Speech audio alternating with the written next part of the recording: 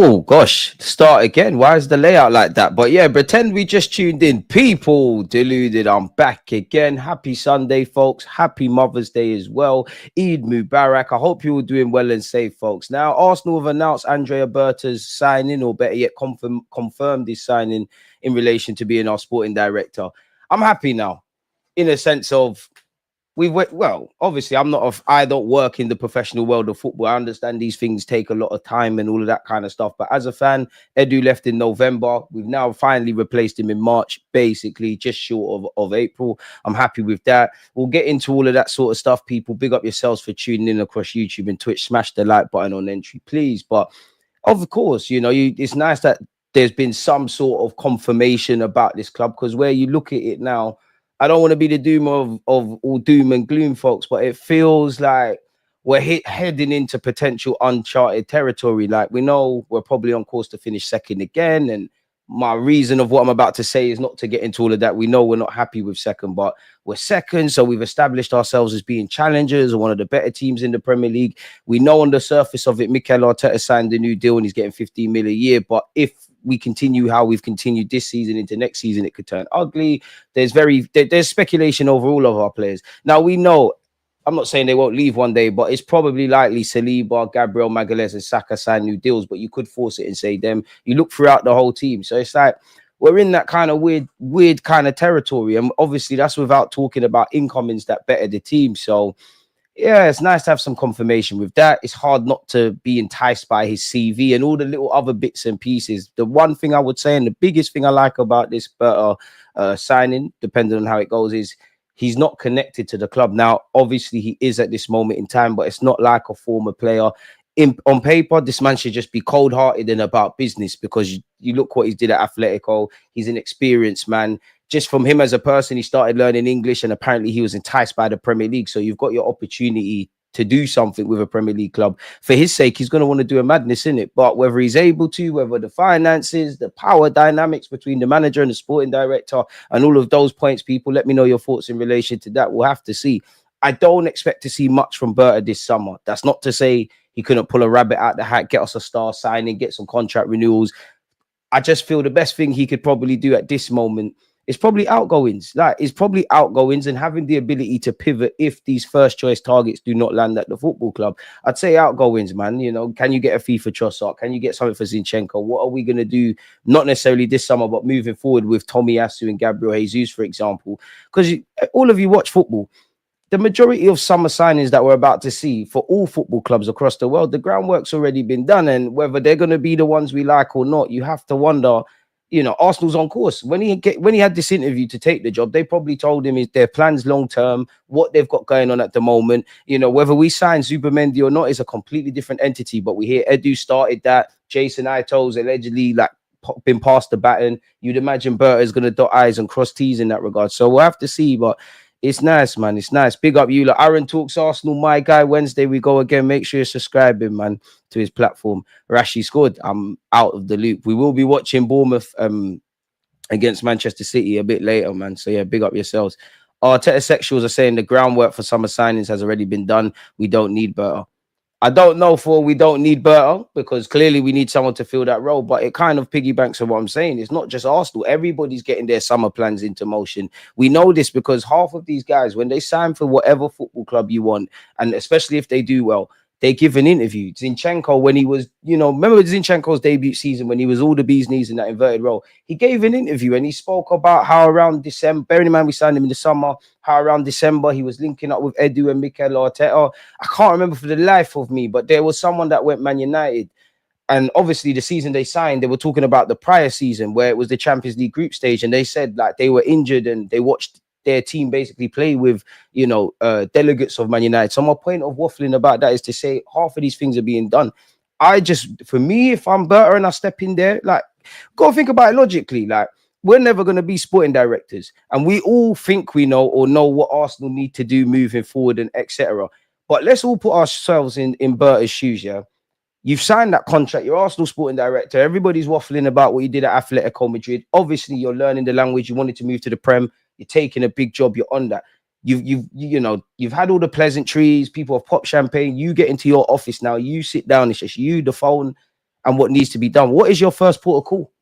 Because now it's very different being briefed what certain things are, but it's like any job in it. You're now having to see externally. I'm sure, football's a small world. I'm sure when Berta was taking the job, everybody knows a mutual contract. I'm sure he saw what Arteta's like, maybe even what the Cronky's like, what Arsenal's like. Who knows? He could be Edu's brethren in that regard. But what would be your first port of call? Like, what is the first thing? Like, you sit down at that desk now and it's time to work. Bearing in mind, there's bare things that we need to do. What is the first port of call? And that question I can't answer. If I'm honest with you, I can't answer. What is your first port of call? Like, logically, if you place yourself in his shoes, your first job is to immerse yourself in everything Arsenal, like away from what we won and all the great stuff, all of the working practices. What's this like? What's this person like as a human being? How does this one like to work? You have to, bro, you got to remember, this is like any other job. What I want to see from Berta, if I could, is if there's situations, and I'm not trying to create a talking point, but come on, man, Kai Havertz. For you, I think you've been a good signing. For Kai Havertz moving to Arsenal, for him, if I was him, you've been a good signing. For us, 65 million, we could have done better or spent that in better reserves. That's neither here nor there. But if there's situations like that with Kai Havertz where you can't evidently see that we're spending a lot of money and we don't really know what we're getting, because I do feel we're at that territory now where we need a couple footballers that's their role in it, really, because there's a lot of guys that can play everywhere, but they're not really excelling at one kind of thing. Can he pivot and maybe have the power to go against Arteta in that regards or persuade him? Are we able to, as I said, pivot? By all means, go for Nico Williams, go for Hijack, go for all of these ones. But my biggest thing with Arsenal, and mainly in the last two windows, has been, all right, cool. If you want to go for them, go for them. But if you don't get them, you need to sign someone else. And I'm quite tired. And again, I am just a fan, people, venting my potential frustrations. I can't tell you who to sign. But people were falling for all of that.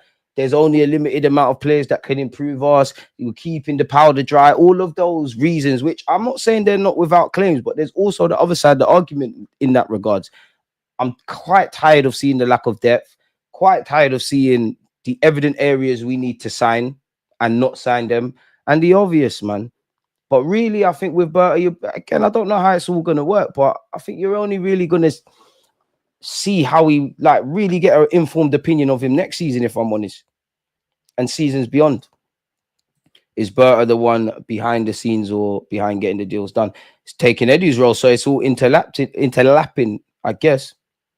We really need to have a conversation about how big we are as a club. We are not as big as the people on the internet think. I'm 40 and I've only seen 5 titles in my lifetime, and an 80 has only seen 6. We're still a big club. We got the culture, but we need to go to that next level, and that should be the aspiration. We're all balanced here. That's why you lot are tuned in. That should be the aspiration. I speak for the Arsenal fans, that can positively critique and praise everything connected with Arsenal, but have a feeling of, bro, you told us we were lit. We've become good as a team. I don't think it's unfair to ask why we're not getting over the line 1 or 2 times, which that's what we've realistically done as a football club from the start of our kind of tenure. So can we get back to that? And you should always aspire for greatness. Greatness for us is respectfully to Manchester City. And we're not even getting into that, but come on, I'm 29. Manchester City, with the all of respect for your team, and I'm not dissing them or their fans. Come on. Now they're a European powerhouse. They've done trebles. They've done things. They've had Pep Guardiola. They've done crazy things, bro. That was never a big game. That was never serious. Chelsea, to a degree, have taken it to the next level. So that should be our aspiration. But we do need to get back to winning trophies. Whatever way we want to shape it, yeah. And this is just the way I look at it. There's obviously been different periods and different times, and the Emirates hasn't been exactly good to us. But worse teams have won trophies at Arsenal. Mikel Arteta won a trophy with a significantly worse team. We should be winning stuff, but we finally, Arsenal fans, we prayed to have good defenders of the Emirates era. We prayed for this, and we've not only got 1 or 2 in William Saliba and Gabriel. We've got Timber. Even though we're crying about Tomiyasu, the main thing is about injuries, but he's still lit. It was just the other day, Rob Holding and Pablo Mari. Some of you lot were saying that he's our best centre half. That was our best centre half partnership. Are you really telling me this team in the last 3 years shouldn't be getting over the line, or it's not fair to ask, regardless of injuries and all of these things which we can debate and speak about? But forgetting all of that, they can't get over the line. There's always a lot of, and you don't know me, I'm quite balanced. I'm here to hear all the sides and consider all the variables. But there's also the other side of the argument, which football is also simple. Did you win or did you not? Did you win? Cool. If you lost, hella explaining. And the last 3 years, we've done a lot of explaining as a football club. You know, I can't help but be jealous at this. Commiserations to Fulham. I can't help but be jealous at this moment in time. I know people, but Crystal Palace, Nottingham Forest, they are at Wembley. FA Cup's our trophy, man. Since we won that recently, we've by our standards, we've been embarrassing because you know, United are there and abouts. We should be running away with a couple of those, man. The League Cup, I feel, is a missed opportunity. Congratulations to Newcastle. I just feel we didn't put our best foot forward in those 2 legs. Premier League, come on, bro. We're like Liverpool are better than us because the table suggests that. But do I think they're that much of a football club at this moment in time that they're 12, 13, 14, 15 points clear of us if I was to do predictions in August? No, I don't. But why have they done that? They've done something we ain't, so we need to learn from them and keep it moving. Bearing in mind, this is in a transitional period at Liverpool. You look at us going into this season, of course, we wanted signings in that. But I would say as the season's played out, the foundations in this first team are not as stable as even myself we thought they were. There's a lot of question marks. And that's natural. For these last 3 years, they've been fighting for a title, give or take. Some people have been here a bit longer. You know, you've seen whether it's been injuries, other players being bought or stepping up from the academy or shifting dynamics. You've seen Tierney and Zinchenko and Gabriel Jesus and to a degree Tomiyasu. They've all gone from being like first team regulars, first name on the team sheets. Some of those names I said and more are for whatever reason are surplus to requirements. So there is a natural evolution. I would say it's regression this season. Some would say stagnation, and I think that's a fair that's a fair point. I would also say I would label this season complacency because I genuinely think that is what it is. Now, I'm sure we tried to sign players in the summer that were going to improve us and do this and do that. But again, football is a results-driven business. Did you do it or did you not? At this moment in time, none of the four summer signings from last summer really elevated anything really and truly. And we've missed the ball in the last 2 summers. So it's natural complacency. I think there's been an element of complacency from the players. I think the same with Mikel Arteta. I think naiveties in relation to recruitment and those kind of things. I think ownership and whatnot. We've dropped the ball, man. And what I don't want to happen is the probable. Like, hopefully next season is the year we look back and these previous 3 are in a documentary. But it would feel, and it is a missed opportunity. It's a missed opportunity and all the things that we're not happy about. If, like the other side, if we had the depth, if we had the quality, if we rested players, whatever, what would we be potentially celebrating in May this year? Last season, what could have been? And the first year, like, we didn't expect none of that, man. So we'll have to wait and see, man. There's a lot to do. Big up you lot, man. Berta will have an effect, just not immediately, which has a business makes sense. I think I hear that. But yeah, man. His job is just to fully immerse himself, man. Literally, no fan has said we don't need Berta. I can't lie, I don't know who said we don't need Berta. Everyone wanted a sporting director. Like, I mean, I wasn't saying get Andrea Berta. I wanted the lobby from Sociedad, but that's no slight on Berta. I think the main point is everybody recognized we needed a sporting director, and I would say Arsenal fans, nobody wanted any of the internal solutions. Nobody was saying Andrea Berta, but once it became clear he's the guy, everyone thought, all right, Atletico Madrid, all right, you can roll through. I wanted the lobby. There was Luis Campos shouts. Not a single Arsenal fan, respectfully to Jason Ito, wanted him to be progressed. Rosicky was getting linked with us. I think even Yossi Benayoun was linked with us. Crazy. If Berta solves the contracts now so that we aren't worrying about extensions in the summer, that would be nice. First thing we need to do is contracts, then striker after that. I think the first thing you got to do is have a conversation with Mikel Arteta, because you got to remember, like, whether we agree with it or not, what if he wants to keep Zinchenko and Berta wants him to go? You need to look at the chessboard, see all the plays, and we need to be able to move accordingly. The summer, there's a lot of moving parts. As much as I could sit here and list all the players that I think are attainable, players that could go, we got to remember, like, these are human beings. What if Zinchenko, rightly or wrongly, does not want to leave Arsenal Football Club? He's on, what if, and again, you might not want to hear this, but this is life at the end of the day. He's on 150 grand a week or something of that ilk. Are you getting that another club? Maybe if your agent's half decent, you could get something. But let's assume you're not. You've got another year where you're going to get the loyalty bonus. I've just said, or at some point in this live stream, that I want a left back. What if Zinchenko feels the same way? You say, you know what, Tomiyasu's not fit. Kivior might leave. Tierney's going back to Celtic. I've won 4 Premier Leagues or 4 Premier Leagues at City. I know there's a lot of other inverted left backs that are all the range now, but I was the first one to come through. maybe Arsenal, maybe I'm looking at the club, bearing in mind I'm a player, and I'm thinking, where they didn't buy anyone in January. Do they have money to necessarily spend on the left back? I might want to stay. What if Zinni wants to go? Arsenal want him to go. We agree an offer with a team, but Zinni can't agree personal terms. What if Zinni wants to go? Arteta is more than happy to get him done, but for whatever reason, Berta's unable to get a suitable fee. That's the other side of it. It ain't as white and black as we make out. But with all of that being said, Arsenal, I think it's fair to say, if you don't get a striker, it's unacceptable. If you do not get a centre mid, it's unacceptable. If you do not get a left winger, those three minimum, it is unacceptable.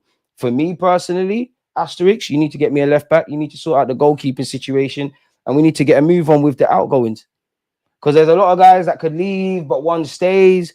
Even with Kivior, like Kivior, I think he's going to get linked with clubs. I think he probably wants to go and play first team football. But what if he reckons, you know what, I'm going to see what Gabriel Magalhaes's contract situation is. Arteta clearly likes me. I'm not saying that he should leave this, but what if he believes he should stay at the club?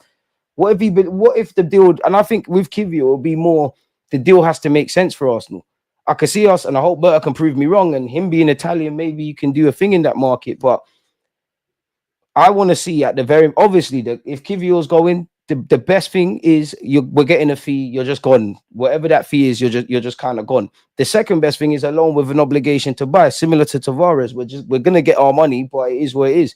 Now, if I'm an Italian club, I'm going to Kivior and, well, better yet, Arsenal, and saying, can we get a loan with an option to buy? And then if Arsenal accept that, if the loan fee makes sense, and the best case scenario in that regards would be naturally Kivior goes back to Italy. He's talked about as one of the Italian players of the year, puts himself in the shop window kind of thing. We all know it's very different, but we're just looking under the guise of business. Sevilla, we all knew what we're seeing reported with Lokonga. We all knew Sevilla was going to do that. It wasn't an obligation. It was a buy for Lokonga. They agreed a 12 million euros fee, which isn't in this day and age anything groundbreaking. Bearing in mind, Lokonga's got a year left on his deal. He might have an option of another year, but he's got a year left on his deal. What are you seeing come out today in the papers, people? Sevilla want to negotiate lower with Arsenal. It's common sense. So yeah, we need to kind of turn the wheel in that as well, and being able to sell well and whatnot.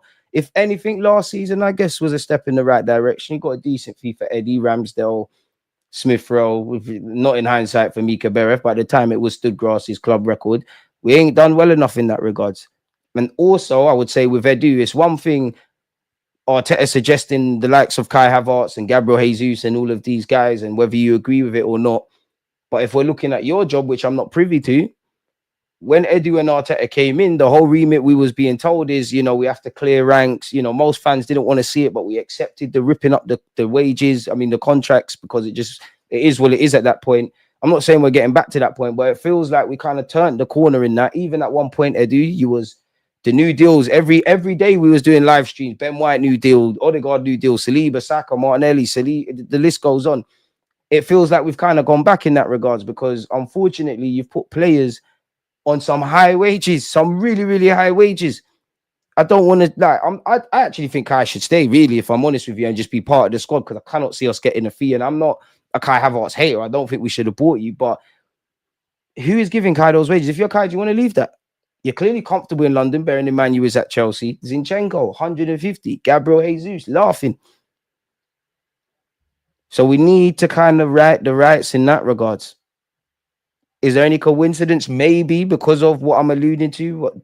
Maybe this was certain conversations being said in hindsight, looking at Arsenal, and we maybe didn't have the summer of there's no excuses, but could this in hindsight suggest that we was never going to have the summer we wanted last summer in the first place, off the backdrop of finishing 2 points of City? It's a very interesting thing looking at Arsenal. When you look at it on the surface, when you look at it in it's like there's 10 reasons to be positive and 10 reasons to somewhat be pessimistic. But yeah, man, it is what it is in that regards. Big up my mods in the building, man. Large up yourself. If you haven't smashed the like button, please make sure you do. Subscribe if you haven't. We need a guy with no attachment to the club to do business and have a different opinion, and that's Berta. And I'd like to see, because how much power is he going to have? Again, I always say this. Some worked out more than others, but we all know Arteta's influence is growing at the club, especially on the sporting front. I do think on one hand, a manager has to have a say in who you're recruiting, but on the other hand, you do get extreme circumstances where are we signing the best players for Arsenal or necessarily the best player for Mikel Arteta? Now, of course, for what we've just said, it kind of meshes together and it gets in a weird little grey area, but You look at David Raya, it worked out. At the time, there was no need to, on the face of it, to sign a goalie. Ramsdale was doing his thing and he was doing his thing. Arteta got that one spot on. But you look at Raya, Marino, Kai Havertz, the rhetoric even around Calafiori, you see the same things in the Athletic. We all knew in like clockwork, certain publications when Berta was announced, we're going to say, like, and we'll get into it, publish certain articles. But like, how much of a say is he going to have? When we get into those circumstances where you look at those players, I mentioned people, and it's and they all say the same language, like Mikel Arteta pushed for the signing, not everyone agreed. Arteta got it right, and he's also got some wrong. Is Berta going to be able to, either either convince Mikel Arteta or go with another direction? Because if you can't, then it's just a new man in the same position, essentially. I would say the one difference is if you were to have those Kai Havertz, Zinchenko's, Gabriel Jesus's. I can't really vouch for Berta because he ain't done anything at Arsenal. But if he signed those players at whatever time period he did, they're probably, I'm not saying they won't be on healthy contracts. It's probably not looking like what it looks like at this moment in time. There's a lot to do, man. There's a lot to do. All I can hope is that whether I necessarily believe this or not, that we learn from the mistakes of this previous season, because this year is really a case of what if, man. Like, really a case of what if. Burr is nothing this next window. He'll just be overseeing everything, mostly looking at contracts. We clearly needed a DOF, hopefully one with a backbone. I'll wait and see. Just hope he doesn't become another Arteta puppet. We'll only know what kind of effect he'll have once he can't get the signings he believes this club needs. Arteta has an idea, which we've lived with no results besides 4 losses in 2024. TikTok, damn. Fair play. First thing we need to do is contracts and striker after that. It's about the ownership. If they're not willing to spend, it doesn't matter who the fans want, which is true. But then at the end of the day, yeah, and I'm not saying you're wrong, and we've got plenty of questions about KSE as an establishment and how it ties into Arsenal. Berta, great CV at Atletico Madrid. Mikel Arteta, you've been talked about as being the bee's knees and whatnot.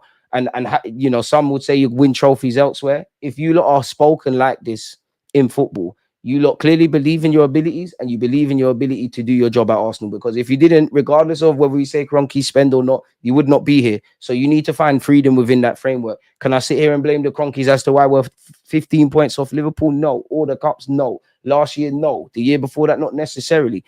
Declan Rice has been signed for 105 million. I'm just throwing these things out there. 65 million was spent on Mikel Merino. Bearing in mind, big contracts have been put in place. I'm not backing in the Kroenkes, but when we look at potentially what we spent, the contracts, the wages, all of these things, again, going back to last summer in hindsight, could you have looked at it?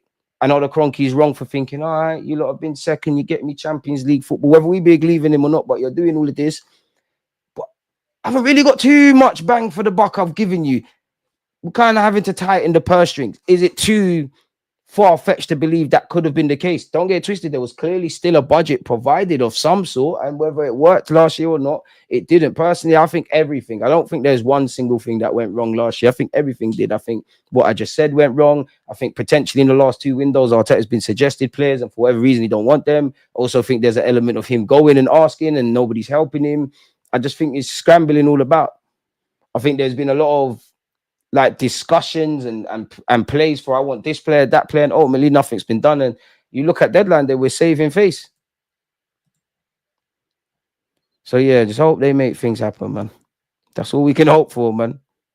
But if nothing changes, nothing changes, unfortunately. Arteta Sexual's got another person to pin the blame on because Lord Arteta of Everton can't be blamed for anything. First excuse, but I didn't get Arteta his signings.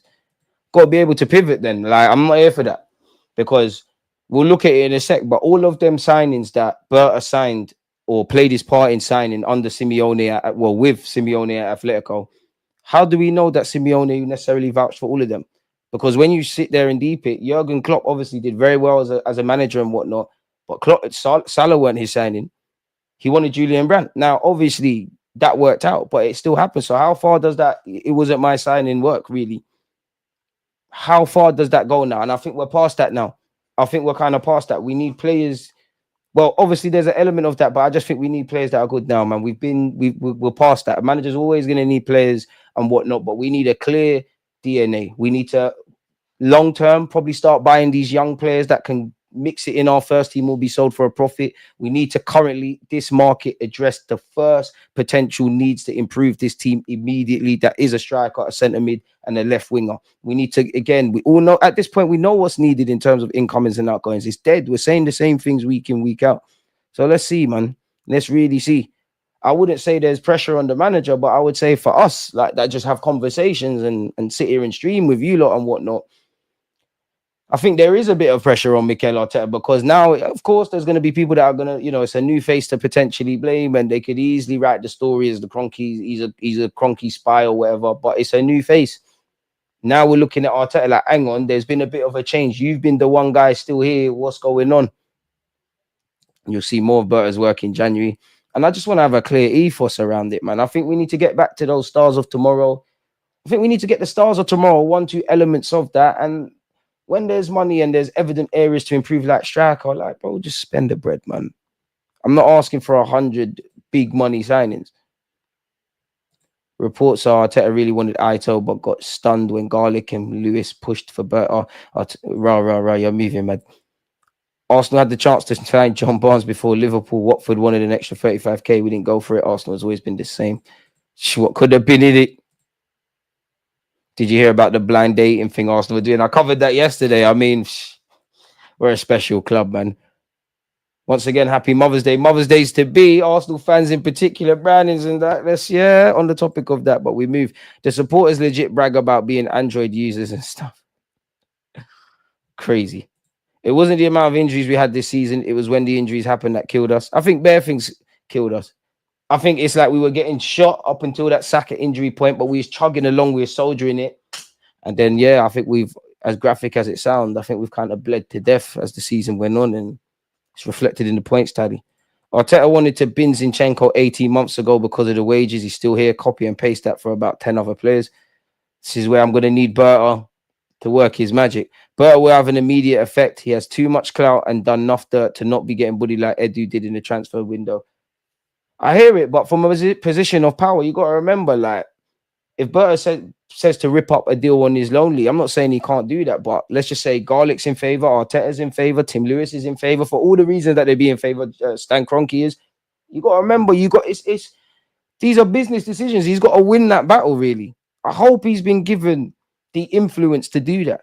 And if he hasn't, I'll be real, it's not a damsel, like with the gaffer, it's not a damsel in distress thing, because they've told you what's what, and you still reckon that you can do something in this job. So let's go.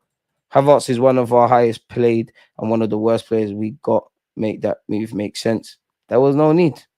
Outgoings are extremely important. Get the likes up. Shout out BG. Shout out my mods, man. Not getting 20 back for Lokonga has also been wild. We need to, if we want to deep it, I think we need to start getting feeder clubs.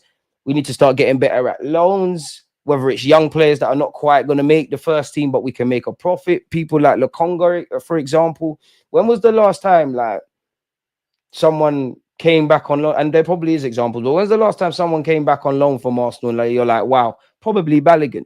But that's my point. We need to start getting better loans. They're performing, and if they make it at this football club, young players or like the Fabio Vieiras, the Lokongas, if not, you put them in the shop window, essentially.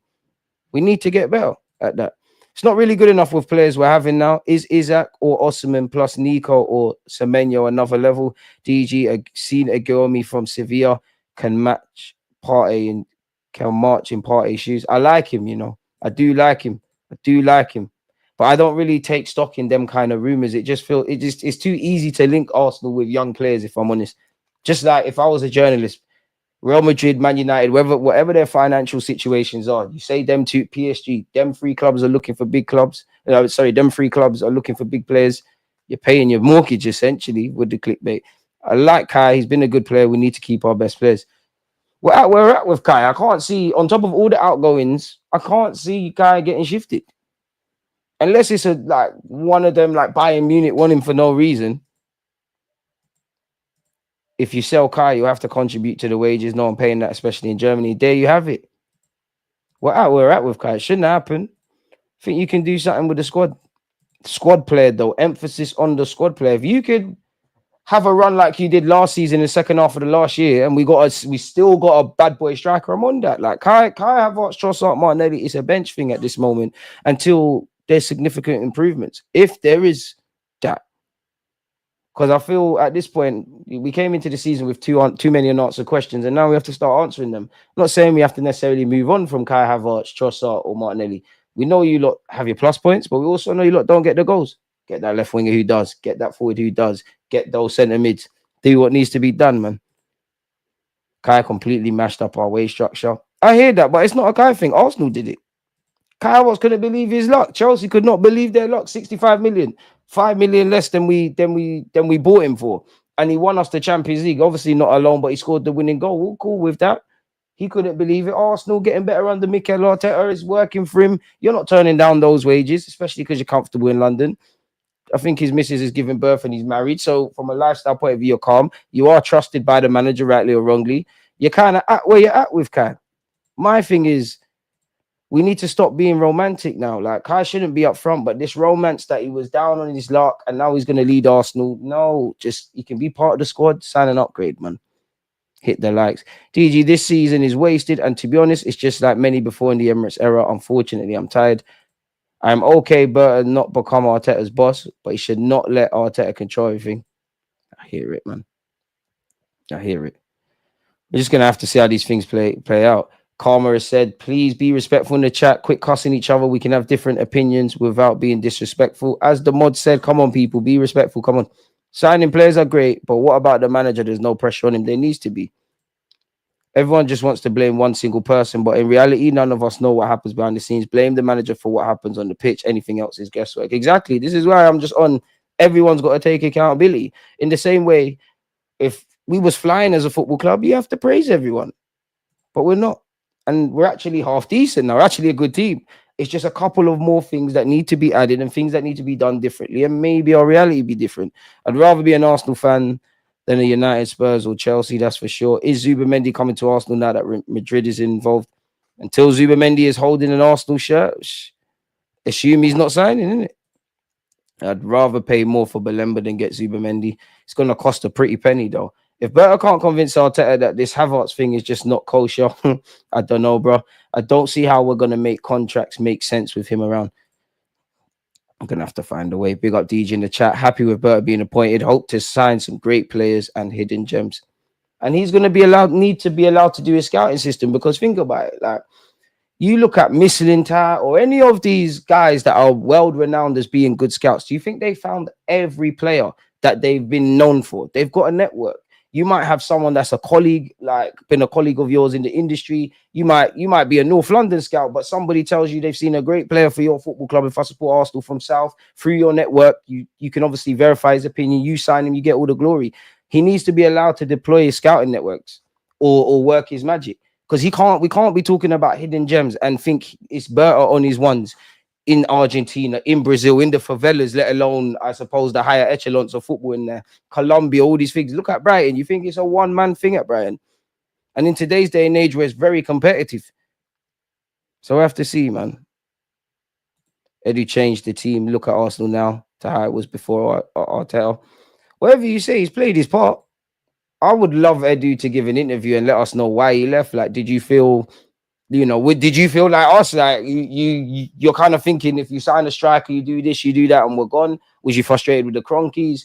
Was it a thing that you felt you was underappreciated and you couldn't achieve your career aspirations? Only God knows, man. Not a clue. It'd be interesting now that you're not connected to the club to give like an opinion. As you lot seen on Arsenal.com, Berta joins Arsenal as sporting director. It says it here. I did release a video earlier where I covered this, but of course, he's highly respected. He spent 12 years at Atletico Madrid, helped shape the squads, won titles, won a lot of stuff, and competed in 2 Champions League finals. When I read this, where's the part for me? Where's the part? There's a part of this that excited me. I might as well just read it. Andrea himself said, I'm thrilled to be joining Arsenal in what is hugely an exciting period for the club. I've watched with great interest the way Arsenal has evolved in recent years, and I have admired the hard work that has gone into re-establishing the club as a major force in European football with a passionate following around the world. The club has great values and a rich history, and I'm looking forward to playing my part into shaping a successful future with a great team. I cannot wait to get started in my new role, and I'm really looking forward to experiencing my first game at the Emirates Stadium together with our supporters. That's not it. I think just right. It might have been just Cronky that actually said the bit that excites me. This is how the merry-go-round starts. You see, if you're not a critical thinker and you can't draw your own opinions, whether they're right or not, Arsenal's mind games, smash the like button. Cronky has said, anyone who knows football knows Andrea is an impressive figure. He has a vast knowledge of the game, a proven and great track record, a strong network, and an incitable desire to build winning teams. There it is. Insatiable, whatever that word is, to build winning teams. It is wavy. That's what I want to hear. But you lot need to follow through now. You lot need to follow through. Man. Andrea will be a great addition to our club. He knows our values and what we stand for, and we have no doubt he'll help push us and take the next steps in our bid to win major trophies. Make sure this works. Make sure this actually is correlating. We undertook a thorough recruitment process, no doubt. Edu left in November. We've confirmed this in March. We know it's been thorough. And we were hugely impressed with the level of all the other candidates, but it was Andrea's experience and success he has enjoyed that stood out. We are really looking forward to working together and welcoming him into the Arsenal family. Amen, man. Big up your thing. We'll read The Athletic and all the other articles in a second, but away from the obvious, I'm on this appointment for the obvious reasons. In a match a decade ago, the referees in Atletico Madrid's tunnel made a report of Andrea Berta addressing them loudly and threateningly. In 2021, Berta was so disgusted by the officiating that he told another ref he would never come back here again. This is what we need, because as much as I do think we are the boys and girls who cry wolf with refereeing decisions, you cannot convince me that there's not an unbiased. We need to start a war against PGMOL and all of those things. I don't know, man. Between you and Lewis Skelly, where it comes to fighting the referees, I'm down for this. And even Mikel Arteta, because I'm sure throughout his time here, in the last 3 years, I'm sure you caught a charge and then they dismissed it. It's crazy stuff, but I love that. You're ready for this. Could this be a kind of insight into how he is as a person when it comes to negotiating? Rabiot did look like he was going to Atletico Madrid once, and Berta was negotiating with him and his mum, better yet, and such. He said, I had 2 discussions with Rabiot's mother and I immediately stopped the negotiations because she was telling me where her son should play. I'm here for this. How old are you about your mum's still doing that for you? Happy Mother's Day to all the mums out there. I know this ain't gonna happen, but if we get some decent outgoings, Berta gets the contract sorted, I don't want to sound a bit spoiled, because on one hand, I'd be gassed if we signed all 4 of these players, or let's just say a striker. Let's put Gyökeres there because we're not getting Hijack. But at the same time, I would be a bit spoiled and say, I don't really know if they're level raisers, because I am a bit impatient, so I am a hypocrite.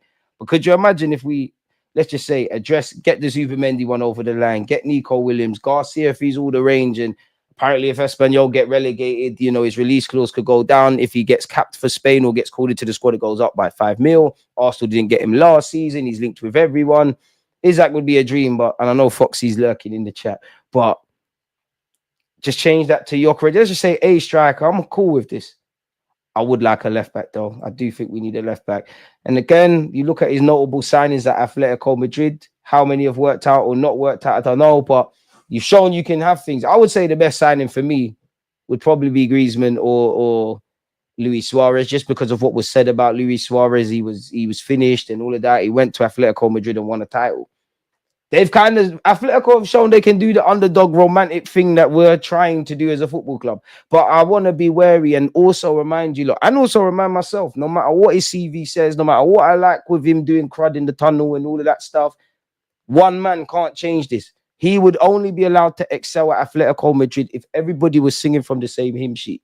And I do think we have to, Arsenal fans were looking for hope, and whether it's Saka returns and we could do something against Madrid, or so for some fans, Arteta is, the guy to do it, but we need someone to save us. We have to stop looking at one singular point, and we all have, this whole football club has to move in that direction. Apparently, Simeone would occasionally invite Berta into the Atletico dressing room for big games.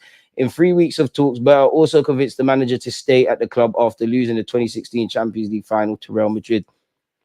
We need to be in these kind of things, man. We need to be winning Champions League and whatnot. The Athletic also said, despite Edu Gaspar believing he made it clear to Arsenal's hierarchy that he has more ambitions for a more expansive role, there was still shock at the timing of his resignation. Within 48 hours, his desk had been cleared. I'll be real, I rate that. Edu don't owe us nothing. I know some people would say he's a snake based on the summer. He don't owe no one nothing. It's a relationship of mutual interest. Like, he can actually leave with his head held high. Like, we've got plenty of criticisms for Mikel Arteta and Edu, but at the end of the day, are we in a better situation? We're not where we want to be, and I'm not saying this to be happy, but are we in a better situation when Arteta and Eddie walked into now? Yes, there's different problems. There's still bare question marks. I am not saying that as a reason to keep people. So Eddie can leave with his head held high. Now, don't get twisted, Eddie. If we win the league and we get lit after this, we're gonna say maybe you were an issue. If it don't get like that, you could say, all right, away from all of that, Eddie owes no one nothing.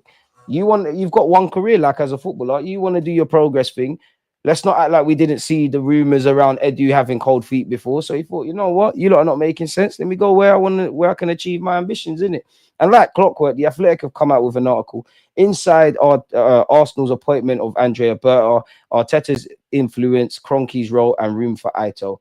Working alongside Diego Simeone may have been the perfect preparation for Andrea Berta's new role as Arsenal sporting director. Berta, whose appointment was confirmed on Sunday, has become accustomed to collaborating with a highly demanding manager of huge authority. 13 and a half years into his reign at Atletico Madrid, Simeone is the highest paid coach in world football. You can kind of see Atletico and Arsenal intangibles in relation to what we're at this moment in time. Big up yourself, Aaron. Appreciate you, man. Is what it is. Moving away from that. So, yeah, he's been there for a while. And I'm sure, you know what, if he's achieved stuff for 13 years, the Kroenkes clearly are gearing up for Arteta to be the long-term guy. This is making sense for them. And yeah, I'm sure if you're Arteta, you know, you're asking him, can you make me the highest paid coach in world football? And Berta has years of experience learning how and when to manage, placate, and push back. Why? Pause. But anyways, while Arteta has not yet reached Simeone's level of success, his influence at Arsenal is comparable. Berta's role will have wide-ranging responsibilities, but a key part of the job will be shaping the squad to Arteta's specifications. Eddie's departure in November may have publicly appeared as a bolt from the blue, but Arsenal's former director had alluded to the possibility of leaving for some time beforehand. So it's like when you have a missus and she says, I'm going to leave. And then she finally, you know, says, I've had enough of your shit. I'm going. Edu really did that. Maybe there was complacency at the club. Edu felt he had made no secret of his ambitions for a more expansive international role at Arsenal or elsewhere. Fair play. Despite the Brazilian believing he made his dilemma clear, there was still some shock at the timing of his resignation. To be fair, that doesn't seem like Edu's complacent. It seems like other people are. Like, come on, Edu, why are you leaving? We've got a sweet thing going. The fans can love what we're doing now, mate. Come on. Edu's decision to leave prompted a flurry of action. Within 24 hours, a statement had been issued, and within 48 hours, the Brazilian had cleared his desk at London Coley. No delay. Fair enough, he was out of there. Arsenal then set about the process of finding a replacement. In theory, they were well positioned to make such an appointment. Managing director Richard Garlick served as the Premier League's director of football from 2018 to 2021, along with high-level operational roles at West Brom at Arsenal. That experience granted him a good working knowledge of the sporting director market. Now, I have to caveat that with that's not necessarily wrong, but language is everything. It's also what you say, but it's how you say it. Arsenal should be well positioned. Richard Garlick, this kind of paints like a messiah thing. Like, you, whether I believe in you or not, or your roles or not, you're clearly well respected and you clearly got the skills to be in your role. You should be doing that. Every club should be well positioned in that regards. And that just, yeah, we know you've got good working knowledge of the sporting director market. Football's a small world, and through all the roles he's done and the people he's rubbed shoulders with, it is what it is. From early on, it was clear that the manager Arteta would play a role in the process. To many outside Arsenal, that appeared unconventional. At some clubs, the sporting director sits above the coach in the organizational hierarchy. Third parties allude why Arteta would be interviewing his boss. Fair play. Maybe it's just to see how they are as men and how they get on really and truly there. Obviously, I'm of the belief that the owner should be kind of doing that. And I am of the belief the sporting director should be above. And it is quite a weird one, really, because Edu employed Mikel Arteta. Arteta's having a say in who evidently is Edu's replacement. Now, I do think those claims are kind of exaggerated. I just think that's just the way the Kroenkes do things. They're the ones making the decision, but they probably did sit Arteta and whatnot down with him. And you know, Arsenal, for no reason, this new sporting director probably sat down with one of the coaches from one of the sporting entities. We all see those things as well. So yeah. Arsenal have never seen it that way. Since Arteta's promotion to manager in 2020, the organizational structure has shifted somewhat. Of course it's not, because there's Wenger things that no one's really done. They were categorical, sorry, that Edu was not Arteta's boss, nor would any new appointment be. They see the sporting director and manager roles as a partnership, and the chemistry between Arteta and the new hire would be an integral factor in their decision. There was a strong internal candidate for consideration, Edu's deputy, Jason Ito. The former scout had risen through the ranks to become assistant sporting director and was now promoted to interim sporting director. So he got that on his CV. It quickly became clear the recruitment process of a new sporting director would take several months, which meant Ito playing an important role in helping to coordinate matters such as the January transfer window and the appointment of a new women's manager. At least he's got that on his CV. You know, I pivoted away from certain deals and buckle under pressure is what I would be saying, rightly or wrongly, if I was Jason Ito, if I was being interviewed for a sporting director role in my own right. And I've helped appoint the new women's manager, all while Edu snaked it and left mid-season. That's what, if I was Jason Ito and I don't know, Coventry, I don't know why I thought Coventry, they need a sporting director and I'm going for that role. I'm saying that. So we have to see. He's probably going to cut at some point because it's a career, isn't it? You've gone from being a scout all the way to being Edu's assistant, technically replacing him, doing the caretaker boss thing.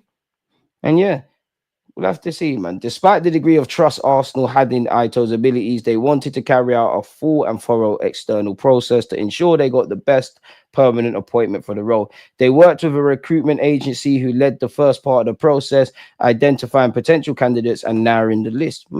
Arsenal specifically wanted a new sporting director, someone to replace Edu's remit. There was no discussion of reverting to a technical director or another diluted role with any candidate. It's certainly an attractive position. Arsenal's men's team have one of the most valuable squads in world football. So we should be getting some decent sales then. How much of that is inflated by, let's be real, Saliba, Bukayo Saka, Gabriel Magalhaes, Timber, Lewis Skelly, Wanyeri, Saka, if I haven't said that. And probably even some of the players that some fans could have moved on, like Martinelli, when we brought you to what you are now. So it is right, but it's not necessarily true on another hand. Much of the required turnover in personnel, the cleaning of the squad, as Edu called it, has been done. The task now is retention and refinement. The appeal of working at Arsenal in London at a great stadium with Premier League budgets and alongside a highly regarded manager was obvious. Nevertheless, there were some reservations. What were these reservations? Because no one is perfect. Several potential candidates expressed concern, rightly or wrongly, that joining Arsenal would simply mean playing a supporting role to Arteta. Now it gets a bit interesting. For those coming from a culture where the sporting director has no way I can say that was a worry. It was a testament to the attractiveness of Arsenal that even those candidates with concerns were prepared to explore the role. Several candidates working across Europe were discussed in those initial stages. Some, such as Roberto Alabi of Sociedad, had a standing in the game that made them a natural fit. But we heard that he wants to take a break from football. So how far does his one go? Others, such as Rosicky, had less experience, but a burgeoning reputation and a rich association with the club. Berta's time with Sociedad seemingly made him a prime candidate for the position at Arsenal. He had given his word to the La Liga club, however, that his focus would remain with them until the summer. It made the timing unworkable, especially with Arsenal keen to make a permanent appointment before the transfer window. Berta came into focus as a strong candidate when he left Atletico in early January. After 12 years in the Spanish capital, he was ready for a change. Interesting. Skip past that. We know there's been a change there. Throughout the interview process, Berta was clear with those around him that Arsenal was his priority. Fair play. A select few candidates who had been filtered through the recruitment agency made it to the latter stages of the process. In the first instance, this meant a meeting with Executive Vice Chair Tim Lewis, Garlick, and Arteta. Dan Ashworth was among the favourites. He has an excellent relationship with Garlick, having been colleagues at West Brom. Ultimately, however, Ashworth withdrew from the process to pursue other opportunities. So I wonder where that would have been. Would he have been the first choice? Because that's Garlick's boy. Would he have got him in? I don't know. Thiago Skura was another on the final shortlist. Skura had been promoted from sporting director to chief executive at Monaco and was seen as someone with a great depth of experience. In the end, Arsenal faced a symbolic choice between Ito and Berta, between continuity and change. Both men met with co-chairman Josh Kroenke. While Arsenal's ownership had been involved throughout the process, Josh flew in to play a more active role in the final stages. In the end, the ownership accepted the club recommendation. Berta, the club or Arteta? or Arteta on behalf of the club. Arteta's point of view carried substantial weight in that decision, having been involved in the latter stages of the process. The manager favoured the hiring of Berta. The decision to go with Berta presented Arsenal with an awkward situation politically. Ito remained in the post as stories began to break of Berta's agreement with Arsenal. That delicate state of affairs was exacerbated by the fact Arsenal hoped for Ito to stay at the club in the long term. He was a strong candidate for the post, and the club are keen to retain his skill set. Ito's increased profile has attracted interest from elsewhere, and the situation is not yet resolved. Ultimately, the club plumped for Berta's experience and profile. It was felt Berta's strong reputation in Europe would lend Arsenal credibility in the market. The Italian executive is well connected among influential European agents. To be fair, you mean to tell me it's a plus that a sporting director can have good relationships with agents? They kill their due for that. To be fair, rightly or wrongly, his time at Atletico will bring a different perspective to Arsenal at a crucial stage in the project when the men's team are looking to make the step to the fifth phase, of Arteta's five-step plan, namely winning major silverware. And he's obviously done that. Obviously, we know he's immersed himself with learning English and all of that, and he can speak Spanish and Italian, which makes him perfect in theory in that regards. And apparently Aito speaks many languages. So we'll have to see what goes on in that regards, people. We'll have to see. And we're definitely going to need him to work miracles. And I hear about all of that about being a meticulous planner. Big up him for starting Bruce or being part of Bruce. Best and worst signings. What's this? We've gone over that, man. It's boring. Arsenal are apparently already operating on the assumption that Martin Zubimendi is their player, according to David Ornstein. I did cover this in a previous video I uploaded today, but apparently, without wanting to discredit the reporting of others, I personally haven't heard this. Arsenal are expecting Zubimendi to join them from Real Sociedad in the summer. I don't know if that means it's completely done, but for some time now, they've been working on the basis that it will be coming in. A huge amount of work went into getting them to the point while Edu was still sporting director, and subsequently when Ito took over that job on an interim basis. So yeah, how much can really Berta change in this summer transfer window going forward? Again, I've spoken about Garcia before. Long story short, his price tag or his release clause goes up if he gets into the Spanish national team. It can go down as well if they get relegated, and we're still linked with him. Ask Barcelona, everybody's looking at him. I wouldn't say there's been aggressive links with Eintracht Frankfurt's Hugo Larsson, but we have been linked. Apparently, Manchester City have held initial talks with the 20-year-old, in which if Arsenal did rate him, just looking at midfielders, if you don't get Zubimendi, surely they would spin the block for him. Spare a thought for Frankfurt if they lose Marmoush, Hugo Ekitike, and obviously the Larsson lad that we're speaking about here, people. Apparently, he's keen on Man City, if you believe that. And we've been going over the 23-year-old Garcia. Apparently, Arsenal pulled ahead of their rivals for Benjamin Sesko's signature after making a bid for him. Where have we heard that? We've heard that several times. Apparently, the Hijacks of this world, Diego Jotas of this world, and Osimhen are still on our potential list.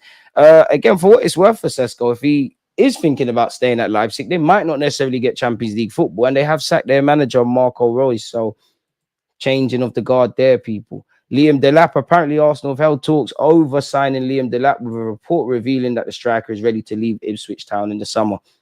I mean, he still should be playing Premier League football, especially if he's got hopes of potentially going to the World Cup next year. As I said, Jota is apparently on our radar. Ollie Watkins is still being linked with us. It's pretty predictable. Apparently, sources have imitated the team talk that Ipswich will demand 40 million for the 22-year-old English striker. A report in TBR has claimed that Arsenal have held talks with Delap's camp and like how confident the striker is. Fair enough. I should be speaking with everyone. We're being linked with Colomani, people of Juventus, or technically PSG, Aston Villa, Newcastle, Liverpool, Spurs, and Chelsea have also been name dropped there, people as well. Apparently, we've expressed an interest in signing Blackburn Rovers 16-year-old forward Harvey Higgins. We need to kind of find these stars. Apparently, a journalist from Spain has said Zubimendi is set to join Arsenal, and there's no point in speculating any longer. The only question that remains is how much the club will pay for the midfielder. I hope you're right, my friend. Jakub Kiwior has not been a regular for Arsenal this season. The defender has played only 8 Premier League games in all comps. He has featured only 17 times. His last start for Mikel Arteta's side came in December against Fulham, and he hasn't played since then. Tuto Mercato Web have reported that the Poland international intends to play more for Arsenal, and this could spark an exit in the summer. In the last few days, Bayern Leverkusen allegedly have come forward for the 25-year-old, and they have made an initial survey to understand about his situation at the Emirates. While it's difficult to know whether Kiwior will leave Arsenal in the summer or not, he's currently valued at a fee of 15 to 20 million euros. That price has fallen since last year when other clubs had come calling for the ex-Spezia player. The German champions are expected to lose Jonathan Tah in the summer, and there are doubts about the future of Hincapie as well. Kivior could come in as a much-needed defensive option, and his desire to seek more game time can help in the transfer. I don't know, because if Xabi Alonso still going to be there? I don't know. Link up with Granit, so maybe there's that. Andrea Berta could target Gomares, and he'd be better for Arsenal than Zubamendi, according to this. I mean, you've got more hope of signing Gomares than Isaac, in my opinion, but it's not happening either way, is it? Okay, we've gone over that. Don't want to get clickbaited there. We're still linked with Lorenzo Luca. And again, I don't buy this. We've been linked with him, Moise Kean, Ratigi. Any striker that is playing well, it's very easy to link Arsenal. But for what it's worth, we're linked with the 24-year-old people who's impressed in Serie A, apparently. Apparently, he's bagged 10 goals. Hardly eye-catching. He could go for 25 million. AC Milan, Nottingham Forest, Liverpool are alongside Arsenal in that, people. I don't buy that. Apparently, Manchester United are in a race to agree a huge Hijack deal. Newcastle are still being linked as well. And that's quite interesting because apparently he's underperforming his XG. And that's the biggest XG underperformance in Bundesliga this season. So that could actually tell you, statistically, showing that he looks like a rough diamond. But maybe there's many gears to go up even more from the 21, 22-year-old. We'll have to see. Now, I was reading this and it's got no relevance, people, but Cunha was speaking about his time at Wolves, and this part caught my attention. It said, this season will almost certainly be Cunha's farewell to Wolves. In the last winter window, he received a few offers to leave the club, one of which was from Arsenal, but he decided to stay in a show of loyalty to the club that rescued him from the worst time in his life. I had a lot of offers, but I wouldn't feel well if I had done it. Some things you can't control, but I couldn't leave the club in the middle of a season in a difficult situation in the relegation zone. Now we're close to achieving our goal of staying up, but I've made it clear that I need to take the next step. I want to fight for titles, for big things. I have potential. We'll have to see what Cunha, the future of Cunha, is saying as well, people. But yeah, let me get back to this because I took a while there getting through everything. Hugo Ekitike was rated as highly as Mbappe when he was at PSG. Are you sure?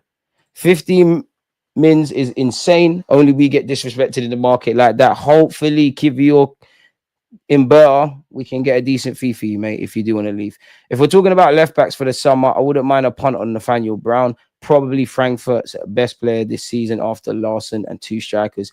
I'll be amazed if we get two strikers. The jam window, we messed up. Asensio or Koulibaly would have helped us a lot. It's a shame. Smash the likes and sub if you're new. Help DJ on the road to 70k. Appreciate that.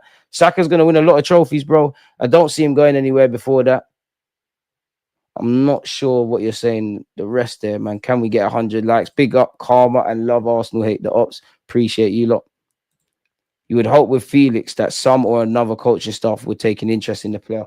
I don't know for João Felix because you've been at AC Milan 2 minutes and there's talk of you're going to be playing football in Turkey next season.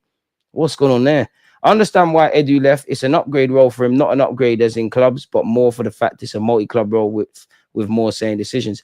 It makes sense at the end of the day. That's his career aspirations. And I think that correlates indirectly with, we were at one point, you were seeing rumors that Edu is pushing to make, to try and make affiliate links with clubs in Brazil and whatnot. And I'm very jealous of City and Chelsea for that. I think that's the direction the club have to go in, but at some point, but they don't want it. So I understand if he doesn't feel he can achieve what he can achieve at Arsenal, you have to go elsewhere.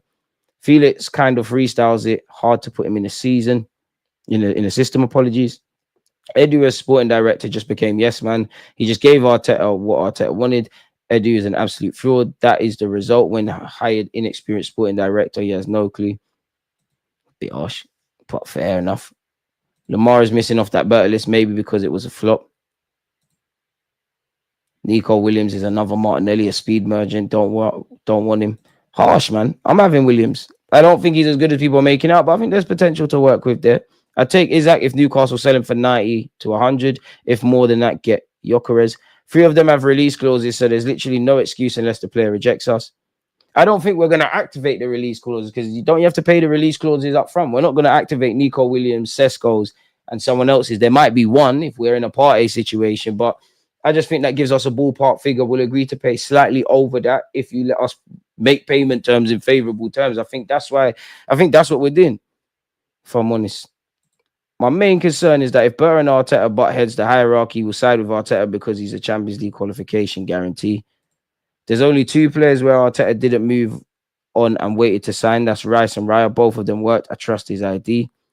DG, I think with the multi-club model the Forest owners have and the chance of more control, I think that's why Edu left. I hear it. It makes sense. I'm still annoyed that we went out the FA Cup, seeing the teams left in it. It was there for the taking. Realistically, Kai won't be sold. He's one of Arteta's faves, so I think he'll stay for another couple of years at least. In my opinion, he should be sold if the opportunity becomes available. Yeah, don't be a weirdo in the chat. If you are, please make sure you're smashing the like button. And big up to everyone who's just being a normal person. It's Sunday, man. It's Mother's Day. The sun's shining.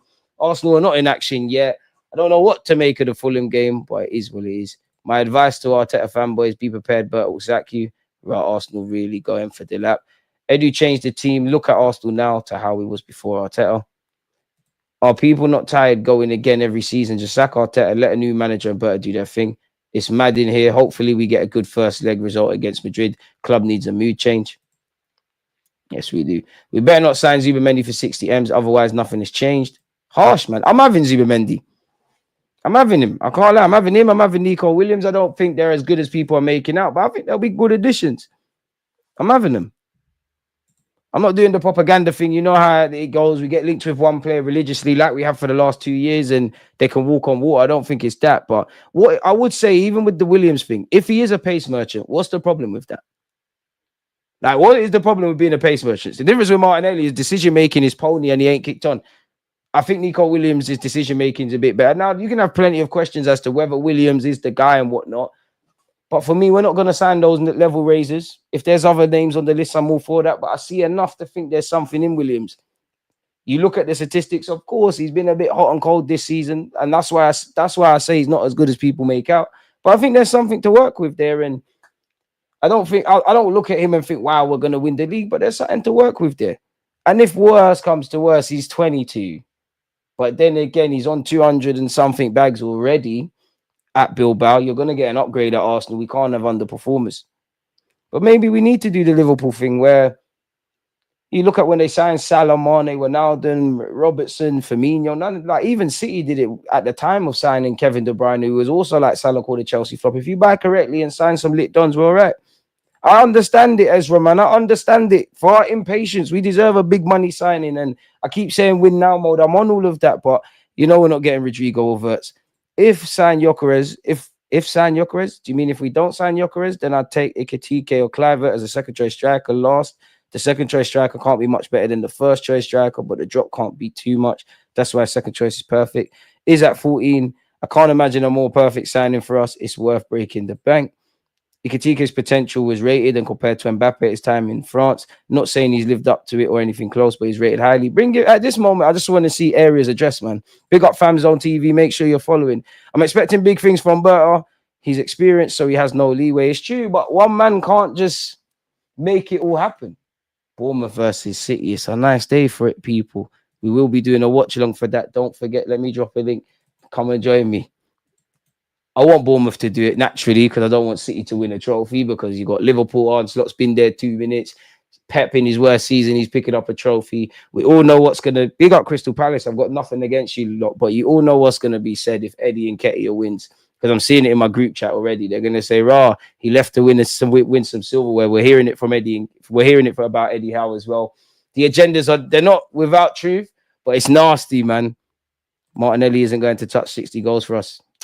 I'd love Martinelli to turn the corner, but it's a squad player thing, man. If Nico Williams is the guy, sign him, demote Martinelli. If you win your spot back, great. If you rate Anthony Gordon, then you'll rate Nico Williams. They're much more alike than Nico is to Martinelli. We just need upgrades. Respect Theo Walcott. Yeah, Theo Walcott's disrespected. Easily a very frustrated player. We could do with you in the squad right now. Yeah, Martinelli... I'd swap you for Theo Walcott at this moment in time. The Martinelli I've seen for the last 2 years, oof. Osimhen is an upgrade on both our strikers. Getting him should be our main priority. I don't think we're going to go for him. No, Ekitike wasn't rated as highly as Mbappe. He was highly rated as a French youngster, but Mbappe was already a superstar before Ekitike arrived. DG, who would you rather get Hijack at striker and Nico Williams on the left, or Gyökeres, Sesko, Ekitike at striker and Rodrigo on the left? See, I was going to say first, like when I was reading it, I was going to say the first option. But at the end of the day, Rodrigo's Brazilian. I'm on that. Could you imagine Gyökeres? And it would have to be, if you got Rodrigo, I want to see Gyökeres with Saka. Big up Sesko and Hugo Ekitike, but that is waviness. You know what Rodrigo's going to do. We know what Saka's doing. We know what Gyökeres could do for us, and we know all the other guys. That would be lit. The dream is free. The hustle is sold separately, man. Ox left and won a trophy. Dark. Martinelli is my biggest worry versus Madrid. He's going to get Ethan benched. The one thing I give Martinelli, he's a shit big game player. He's on it. He's on it. He rises to the occasion. The decision making is horrible, but you track back, you do everything. Martinelli, one last dance. Pause. We're going again. If Martinelli scores against Real Madrid, you lot better apologize. You know we're running propaganda. It needs to be upgraded upon. It needs to be upgraded upon. I'm just happy that all us Arsenal fans are in agreement that we probably need to get a versatile winger that plays off the left and the right. Yeah, but some of you know we're not getting players like Kudus because you're more likely to want to play off Saka's side. That we're seeing Rafinha play a bit differently at Barcelona. Maybe Arteta would have done that. But that's why I didn't think we'd get him beyond the obvious as well. Big up DG. I hope Berta does a good job as sporting director and sign the right players. He should not listen to Mikel Arteta at all. At all's a bit harsh. But sometimes, like, everyone can get things wrong. Like, sometimes Arteta, you've been wrong. Trust up Martinelli, Wanyeri versus Real Madrid. Saka comes on second half. I don't know for Saka, man. I personally think Saka's of this. I don't want to miss it. 7 more likes. My maths is poor and we hit 100. Come on. Counter attack with Martinelli through the middle. Ethan on the left, Saka on the right. Now, Martinelli's going to be on it. I'm never forgetting Martinelli. I remember when City, and it still is. I remember when City was a big game and he used to stand up for us. Martinelli's on it. Do I back Martinelli if you have the clearest chance of the game to get us a goal and nick or something? Hell no. But I think Martinelli's mentality is up there, but it's a big ask, Madrid. But regardless, let's go out there, give a good account of ourselves, man. Take it from there. And if we are going to lose, which is probably, let it be like we see some moments of brilliance from Mbappe or something. Don't let it be because we were scared and we did all of this kind of stuff, man. When you hire a plumber, if he's an apprentice, you allow mistakes or expect them. If he's experienced with 5-star reviews, he gets no leeway and you expect immaculate results immediately. I can't disagree with it. But how much can he change? And that's why, for me, I want to see him get his feet under the door and see what we do first. Because I know it's not the same, but as much as I'm excited about what Berta could be or positive, we've kind of been here with Mislintat. You had the Dortmund on your CV, Diamond Eyes. There was someone else. We had Raul Sanye. So I need to see you work. True, but Arteta has been getting 5-star reviews too. Hijack is a dream, but not going to happen. Sesko and Ekitike, the young strikers and their potential, but are they enough? I say get Gyökeres. If we're in win now mode, I want Gyökeres. I think we're probably, without being pessimistic, I think we'll try for Hijack. That's not going to bang. And then it's a case of, I don't think we're getting Osimhen. I don't think they're on Gyökeres. I think it's the Hugo Ekitikes and the Seskos of this world. Them kind of guys. Don't let Rodrigo be suspended as well. That's the thing with Madrid, because our dark arts thing, it doesn't match theirs. Set pieces, they got like a 9-foot courtois. It's going to be a difficult task, but this is the games we wanted to be in. Of course, we'd like our squad to be a bit more healthier. Imagine if Lewis Skelly scores at the Bernabeu.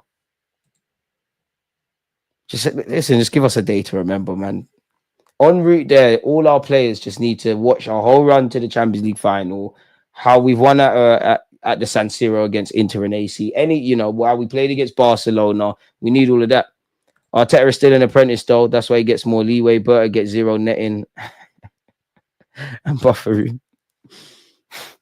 I hear it. Diaz is a problem.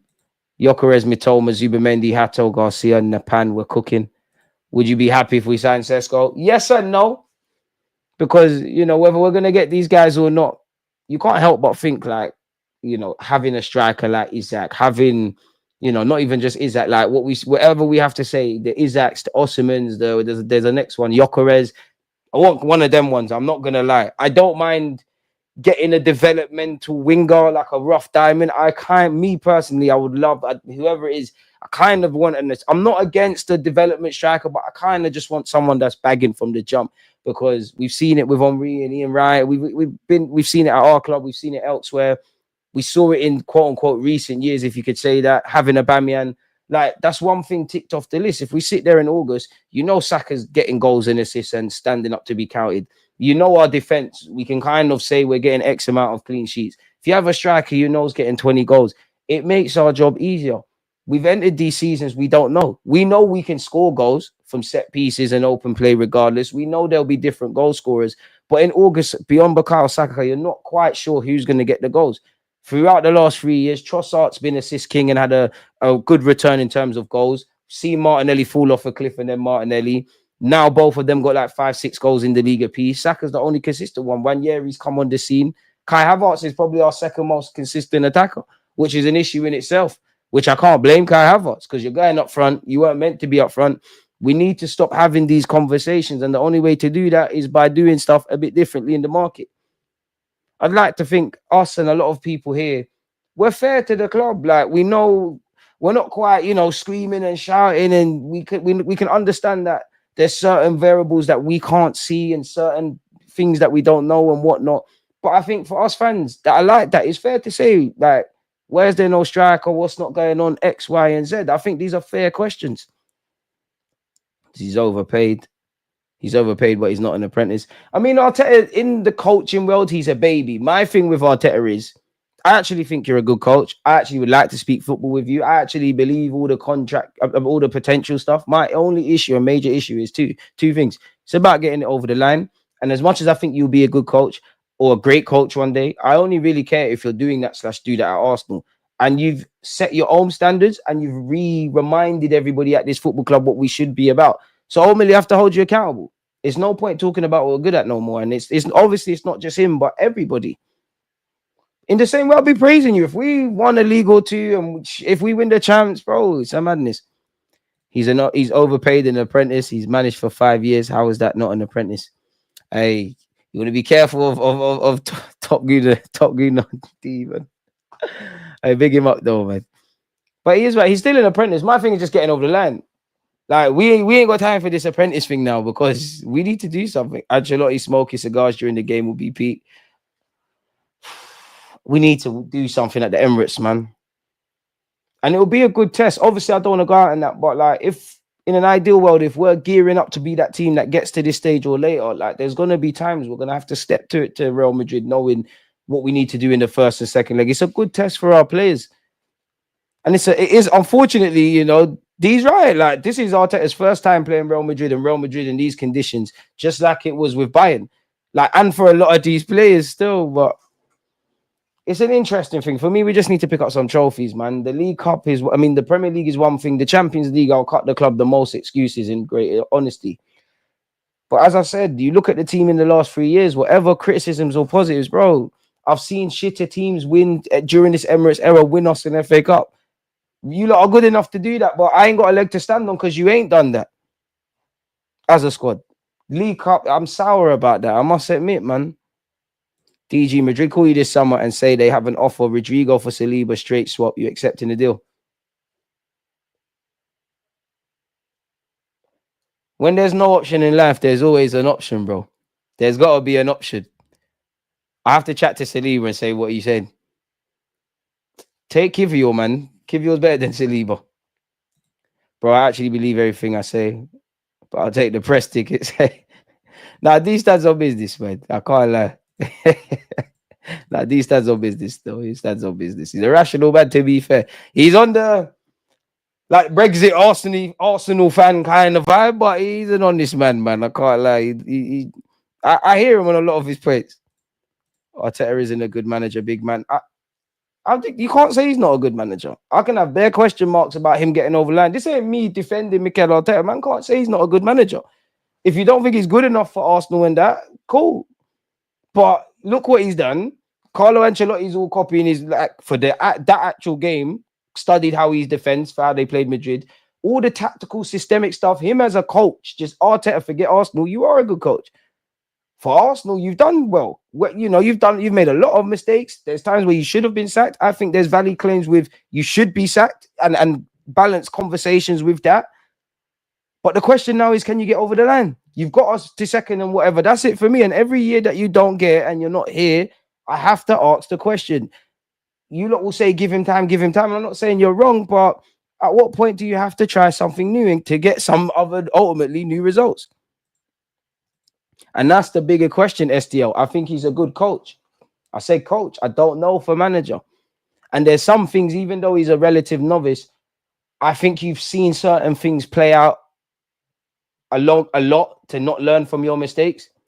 Like as a little kid, you don't need to know the ramifications between fire and how, like the various ways that it can damage you. But from a little kid, if you put your hand in fire, you know it burns.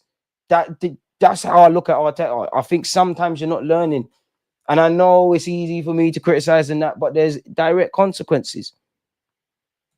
Rodrigo and 50 mil, Saliba goes the other way. We'll sign Dia Monday. I think we'll make it work. Likes up, likes up, likes up. Let's go. Appreciate you, man. Appreciate you.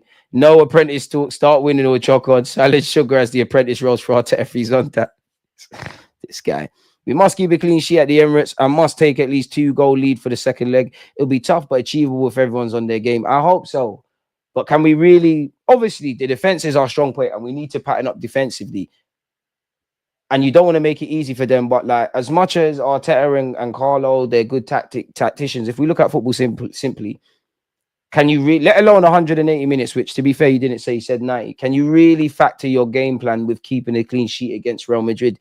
You can sit there and think about, study how they move and everything, but they've got players capable of magic. So it's clearly just let it be because of that. Make sure you make it tough. If someone slaps it in from 30 yards or someone does a rainbow flick, you can't really account for that. That's why these players play for Real Madrid. How much of that can be the case? And if we went there 2 goals up, you're going into the Lions then. First time ever for all of these lot.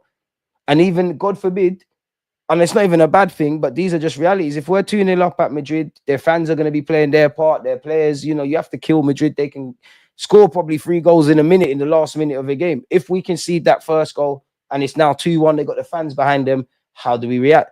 Because if I'm honest, and this is why I think I'm more harsh on how we perform in the domestic cups anyways, but more in the domestic cups and the Premier League. Because I think we need to show ourselves in that, start winning that, start being serious. And just like how City did it, you bully up your country first, then we can start to talk about consistently being at the proper big boy table per se in Europe. If I'm honest with you, and I look at last season, I've seen a lot of stage fright.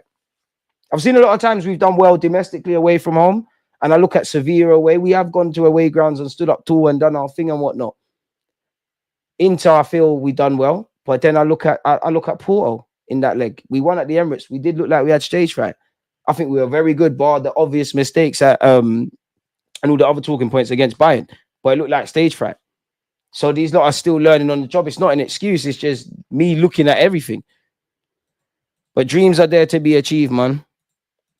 Regardless, I don't think there's any factual evidence that can give me any real optimism with Real Madrid. I think there's many negatives, but regardless, let's just go out there and try, man. Let's not have that thought in it. Let's make it difficult, because as much as they're Real Madrid, we're Arsenal. Let's show that we've really turned our thing around. Pause. But it's a difficult ball game, man. Cronkies, we didn't spend anything in January. Can we pay the refs? Sometimes you have to do dirty things to live clean, man. Just look at how Newcastle deals with us. Yeah, and these are the things Arteta needs to fix up, man, because there's certain managers that just have your number, and I think there's certain managers that just do certain street smart things like low blocks, and you get a bit of change. Rice versus Valverde, who's doing the most running? Probably Valverde, to be fair. We're paying too much respect to Madrid. Got to have that arrogance to beat them. Exactly, and that's what I mean. They're human like us. They bleed like us. Just because Madrid, don't go, oh my God, Real Madrid, I'm scared. Don't have that mentality at all. If we're straight swapping Saliba, I'm taking a big piece from Madrid, Vinny Jr., Mbappe, or Bellingham. Otherwise, get some extra P's on that Rodrigo deal. I hear it. You give Vinny or Mbappe if you want straight swap for Saliba. Didn't Madrid apparently describe Saliba as the Bellingham of centre-backs? We can run that. Arsenal just won 4-0. Beth Mead scoring her 50th goal and her 51st goal for the club in the game. Big up the Arsenal ladies, man. 5 years would be considered a journey level. I hear that, but what I would say, yeah, if we cast our minds back to the first day Arteta took the job and we were told about trusting the process and the project's going to go bang, let's just say you thought, you know what, for the balanced fans, Arsenal always tell me a lot of nonsense. I'm going to choose to follow them. I'm very pessimistic, but I'm going to follow you. If what happened the first day and what happened now and trust in the process, would it be fair to say, like from the first day to where we are now, would it be fair to say that you might have been sold a dream? Or that you're behind the process, but maybe have to tweak something? It's a peculiar situation, man. Now we need another left back, man. Eddie Wardinho, how he's just that guy. This guy always gassing up Newcastle. On that note, though, people, just because we got a quick turnaround before Bournemouth play Manchester City, it's actually on TV. We will be doing a watch along for that. I'll be live in 15 minutes. You lot's talking points, making sure people hit in the chat. Love for the love word to Turkish, man. Make sure you're subscribing, you're leaving comments, you're doing all that good stuff. See you lot in a sec, man.